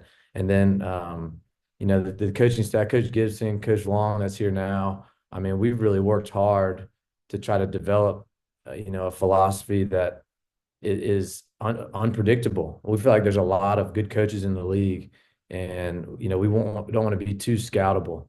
And so the way we play is, we think, a little bit unpredictable. A lot of versatility amongst our players. We share the ball a lot, right? So we could be unpredictable, and we think that leads to maybe high assist games at times. It's funny because we don't emphasize, you have to have an assisted bucket, but we do emphasize, look, let's share it. We don't want to get stale. We can't be too predictable in the way we play on that end of the floor. And Coach, I want to ask a question about just the roster coming into this season. So last year, lose 4 of your top 5 leading scorers, including Davidson Hubbard. But you get, and correct me on any of these names if I butcher them, but Shane Fernald is back, who played in 34 games last year. Adam Brazil, Nick Shryock, Aiden McGowan. Talk about what it means to get those guys back, and including an upperclassman coming in from Mount Olive and Colin Radcliffe. So yeah, I mean, all of our returners, we're very excited about them. You left off Alex Cannon, 6'9". I mean, you got Davis Cobb was a junior for us, and although he's not seen the floor, he's been like a big impact in what we do day to day. But Eamon can really play. Nick can really play. Shane, I think nobody's seen his best ball yet. I mean, he's like a Division III Jokic. I mean, the guy he can dribble, pass, shoot at 6'7", 240, whatever he is. And then Adam is definitely our leader. He's a 5th-year guy. I mean, he's really taking control of. He's captain for us, as is Shane and Colin, actually, the newcomer. But returning those guys, like, we're a lot different. but yeah, we kind of love it because like I think every, or from what I hear people saying to me, I don't really know what people think, but people are always telling me, oh, it's gonna be you're gonna have to rebuild. You have to. I'm like, man, we got guys that just went to the national championship game that are returning. The reason we were good is because they were willing to play a role, right? That doesn't mean they couldn't have played more and scored more or defended. I mean, they just were willing to play the role we needed him to play last year. So, but Colin has a transfer, and then Hamilton Campbell is another transfer from Lenore Ryan. Both those guys have stepped in, and I think as far as like the structure of our roster, we're not big on just going after transfer guys. I mean, but we knew that both those guys out of high school, and they had very unique situations on why they were leaving, got coaching changes and so on and so forth. So we were fortunate. Both those guys have been amazing, as have all the freshmen and newcomers. Coach, we had to confirm something with you today because it came up in a conversation a couple weeks ago with Coach Palombo. Was Adam Brazil on rent for a week or so in Puerto Rico or something to that effect for the Guilford Quakers? You can't trust TP, man. You can't trust TP. He takes this guy out of the country to play. they have a grad program over there at Guilford. He knew he had a 50. He was working on him. I was like, oh man, this is not. Yeah, he went out. They had a great time. I thought that was really neat because I think Dearman and Birch were both out there, even though they're graduated now from Guilford. The Proctor brothers, I think, were out there. I don't know who else went on the trip, but I think it's really cool when you go play with guys you're going to be competing against, and we had that exhibition with Guilford where for the Hurricane Relief Fund. Yep. You just tell. I mean, it was neat to see those guys interact, and they knew each other, on a different level. And yeah, they're fierce competitors, so they're going to get after it when we're playing. But it makes it fun, It makes it deepens the rivalry, which is neat. Well, you just mentioned that was we knew about this hurricane relief exhibition, so did notice the score on that. It looked a little bit of lopsided. So was it really an exhibition, or were you guys really getting after it? Oh, it was an exhibition. I mean, come on, man. Anybody that knows anything knows that Tom Palombo is going to have those boys playing good basketball, in league play. But like, we just caught fire. I mean, we were just filling it up. I mean, we did 13 threes in the first half. Wow. I think, yeah, both teams were trying to. I think both teams were trying to get better. We're both trying to get better. I mean, I think me and Coach, like, we're not worried about any big secrets at this stage between the two of us. So we're out there just trying to execute our early stuff we've been over in practice, and I thought it was beneficial for both teams. But yeah, we shot it well. We definitely shot it well. Well, I wanted you to speak to a couple things here, if you don't mind. We look at the schedule from last year, and it looks like coming down the stretch, everybody had a little number beside them when you played them, and it doesn't look a whole lot different this year. But I was going to ask you to speak about the Charlie Cobb Classic that you guys host. I just didn't know exactly what the background was about that. So if you could speak on that as well, I'd appreciate it. So yeah, we have a tip-off and a classic, the Charlie Cobb Classic. Charlie Cobb, an alum that passed away due to cancer a couple years back, and was a dear friend of mine. Just in a short period of time, one of the first guys that I met when I got here. A big supporter of the program, but I think more than that, it was just we had just developed a friendship. He lived in Lynchburg. I mean, just a fun-loving, just hoops head, man, and specific like Tiger basketball. And he loved the program. He was so dedicated to the school, and we want him to be remembered in everything that we do. So where he and his buddies always sat at the games, we have a plaque of him there. Mary Glenn is who's married to, and she comes back with her family, and they're still very involved with the program. So Charlie just holds a very special place in our heart, and we've named one of our postseason awards after him, and we've also now we do a Charlie Cobb Classic, a very neat story. This would be the first year we have a Charlie Cobb Classic, but Charlie and his buddies in Lynchburg, they bought a white limo. This is before my time. And they used to all like a mini white limo. And so they used to all take this limo to all the Hampden-Sydney road games together. And it's just it's a fun story that everybody always tells. And we got a picture of him, in front of the limo. And we're thinking about like, the shirts and the plaques and everything for the classic will be this white limo, to honor, that great story of Charlie. But no, I appreciate you bringing that up. He Yeah, definitely holds a special place. that's an awesome story. Listen, Dick Vitale always says something about, November being Cupcake City and stuff like that. Gosh, I mean, November 13th, you're playing Macon already. November 19th, you're playing CNU, and then possibly on the 22nd or 23rd, you're playing Maryville. So what's going on? Do you have anything to do with this, or is that just thrown in your lap? Yeah, no, I have everything to do with this. And yeah, I'm not gonna say I'm like this master scheduler either, but I do. Yeah, I mean, I don't know. We want to play. We want to be challenged. I think, we go to Swarthmore tomorrow. Landry up there. I know he's a phenomenal coach. They have very good teams. He's going to expose us. That's what we need to happen before we get into ODAC play. The same with all the other teams that we play. I think like John Carroll comes back in a classic and they play a whole different style, fast, like really talented players that get up and down, they press you. So I think it's a twofold thing. I mean, one, you're going against really good talent, and you're gonna have to take care of business like that in the ODAC to win the ODAC. So we feel like it just prepares us. It prepares us for league play. I mean, that's the purpose behind it. We feel like just a challenging game in general is going to prepare us for league play more than just a win. I mean, I don't really feel like anybody's a big cupcake. I feel like there's a lot of good teams out there. I don't think I go into a game of just feeling like, oh yeah, you're just going to blow this team out. But yeah, I mean, I think those teams really prepare us for league play. I mean, that's the kicker. And then we've always thought about it now and if you win those games, you'll be one of the top teams in the country, because I mean, that's what so you're kind of preparing yourself twofold. If you lose them, you're still preparing yourself to win the league. If you win them, you probably be up there, putting yourself in a good position. One of my last questions is this, and you just mentioned John Carroll and possibly playing them at the Classic.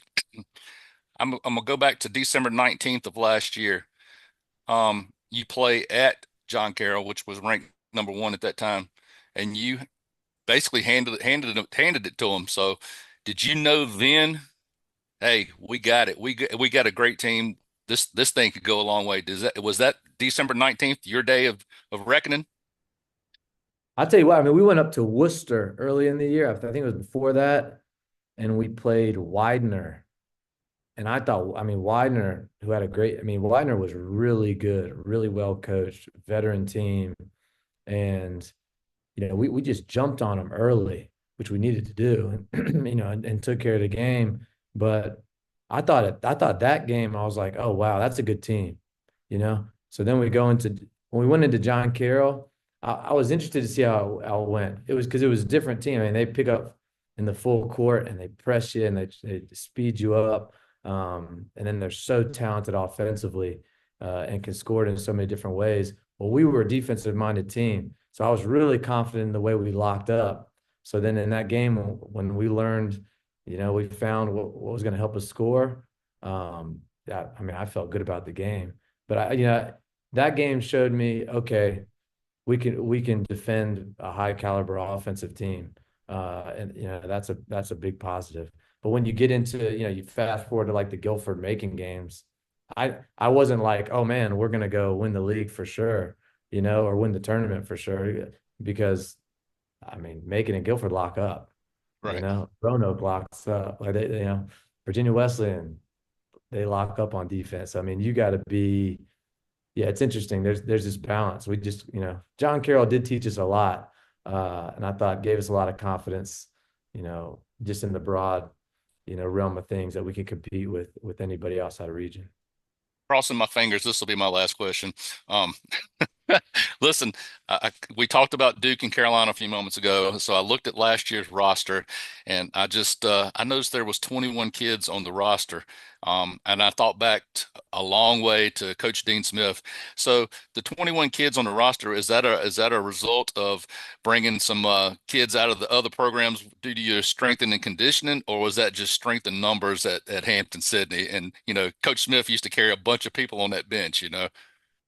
Yeah, I mean, I would say, we don't strive to have these big rosters every year. I don't think that that's the idea.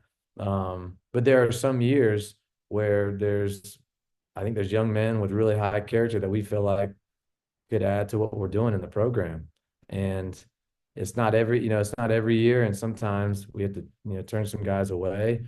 But when we feel as though there's somebody that, could really add to what we're doing, we're not afraid to take them on. I mean, we really communicate through those things and expectations. And we obviously don't want someone coming in and not understanding it'll be a big roster or not understanding what's going on. But so when we do have that, like last year when we had a big roster, I felt like everybody, understood what was going on and how they might add to what we're doing. And it was helpful more than it hurt us. Coach, going back to Davison Hubbard, I know you like to have him back this year, but having a player go from D3 to D1 there at Baylor, is that something that you look positive on your program, that you're able to have kids go to D1 and contribute? Oh, it's amazing. I mean, it's like our whole team was fired up. We weren't fired up with the way Gonzaga beat them, but in their first game, but we were just excited to, even if Davison was sitting on the bench, that guy poured into this place, and we're just excited that he's getting to experience that. Hampden-Sydney right now doesn't have any graduate programs, and so it's for all those guys. Like we have 3 guys that went on and played other places, and we were helping them in that process. If it would have made sense for them to come back here because financially everything was fine, we probably would have tried to do that. But with those 3, it made more sense to. I mean, they're not paying anything to go to school and get a master's degree, and they get to play basketball for another year. So we were encouraging them to go do that. And Coach, kind of last one for me. Your third preseason in the ODAC, you're 23 in the top 25 there. How do you attack those preseason kind of rankings with your team, or do you consider that to be like kind of rat poison there, as Saban would say in football? No, but I think a preseason ranking, we'll address it. Say, hey, we appreciate those that, think highly of us, but it has no effect on where we're going to finish at the end of the year. So you've really got to just move on. As we like to say, at next play speed. How quickly can we just move on? And I think our guys do a good job of that. I think, yeah, I don't know. I don't put a lot of thought into it, so I don't know that I have a great answer for you there. Coach, I got a couple for you here. So Big Greg says he's the statistician guy. I'm more of the recruiting guy here. So just talking about your incoming freshman class, I count 8 guys on the roster for this year, including Tug Bazell, a guy who I've really liked, Santana Lynch, just watching his highlights down in Lake Norman, Asa Williams, John Campbell's another guy. Talk about what freshmen could make an impact this year for you. Oh, yeah. I mean, I think they both transfers and a lot of they're an impressive group, a very impressive group. All of them bring something a little bit different to the table. And so it's been interesting to see, how they're really working to, I guess, not really fit in, but just kind of add and develop this new identity of what we look like right now. What I'll commend them all with is that's exactly what they're doing. Yeah, I think a lot of time when you get a big group and which makes sense, all you're really worried about is, what's my positioning on the team? Am I going to play? How much am I going to play? And these guys were well-known guys. All the group we brought in, they all played a lot for their high schools, and they all were pretty big time players for their high schools. But but they've come in here with a sense of humility, and I think that's going to help us tremendously. We expect a lot of those guys to contribute this year. Some earlier on than others. But we got a game tomorrow. People don't really know who's playing. That's why I'm not going to just sit here. No one's got, maybe no one cares about the podcast. Maybe no one hears it, but that's just my own little competitiveness. Right. So Coach, you talked about some of these big time programs. Lake Norman, we mentioned Oceanside Collegiate down in South Carolina, Buford known for their football program, but basketball too down in Georgia. Bishop McGuinness, you got a guy coming in from Walton, Georgia. So these big time programs, I mean, is that a factor? Does that factor into recruiting these guys? Do you want guys from these bigger programs, or, is that just a plus that comes with it? I mean, I think it's a combination. I definitely think that we want guys that come from winning programs. I mean, that understand the process of what goes into that. Some guys will really know the coaches really well, so we know how they've been coached on both ends of the floor. And other times we see them with their AAU teams, and then maybe we're learning about what that looks like in high school. But an interesting one is like you haven't mentioned like Peter Moy from South Meck. I mean, we saw Peter with his AAU team, and I mean, he really had to play a role. He didn't have the ball in his hands a lot, and he's making a bunch. When he was open, he made threes, and he got it done in his spurts, but he wasn't a focal point of the offense. And I loved that about him. I was like, oh man, he's a phenomenal role player. This big guy, reminded us of a couple guys we had last year. Then we watched him in high school. Guys, I mean, he scores 25, 30 in his sleep, and he's the man. So it's really interesting to see him in all these different settings. And I think what we look for, that was really a positive thing to us, to see that Peter could understand that he had to play a role here for his AU team to be successful. And the role he had with his high school is different, and they won a lot of games and were successful in a lot of ways. So I think we look for those little details, and then the character piece and how they're being coached up. Absolutely. And I just got one more. Sorry, Coach, to take up all your time here, but this is kind of throwing it back a little bit to when you first took over that Hampden-Sydney program. So before you get there, the team goes 11-16, 6-20, and then 4-19. And then immediately you get there and y'all are over 500. And of course you have a COVID season that doesn't really, account to much, but for, winning seasons since you've been there, how do you just go about reversing the culture, really taking over a program like that? Well, yeah, I mean, I give a lot of credit to the guys that, to the staff, that came in. I mean, that everybody we worked together to really pour in our time, I think, to being around and developing relationships with the guys. I mean, I give a lot of credit to our first recruiting class that, I mean, they really had to believe in something that was not there yet. And that takes a lot of faith, So we were appreciative of that. And then the guys that were returners that were recruited by a different coach, but then came in and were willing to really commit to the program in a different way. So I think the character of all that group, together we worked, I think, to create culture to get, it wasn't just I told them what the culture was going to be of the program. We had some core fundamentals that were non-negotiables, but then we created what is now our culture together. And I think what that's done is it's developed a shared accountability towards what we do. So it's everything is about, this is just how we operate in the program. And, they were a part of developing that.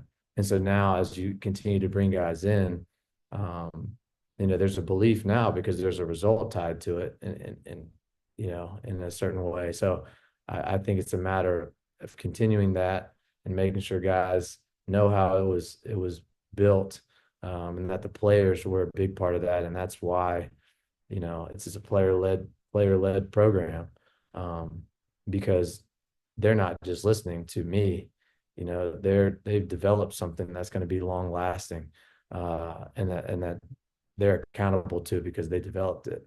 Coach, last question we asked all of our coaches before we end the interview. If Hampden-Sydney is to have a successful year, what do they have to do? Well, we have to keep developing relationships and trust each other and have great chemistry. I think we have all the talent in the world, and we just have to keep bonding and get connected. We have to be the closest team in the country with our chemistry. That'll be the key. Well, Coach, we know we have to get you out of here and get up to Swarthmore tomorrow. So we do appreciate your time, and we do wish you guys all the luck next year. So, Coach Caleb Kimbrough from Hampden-Sydney College. Thank you, Coach. I appreciate you guys. Thank you. Thanks, Thank you, Coach.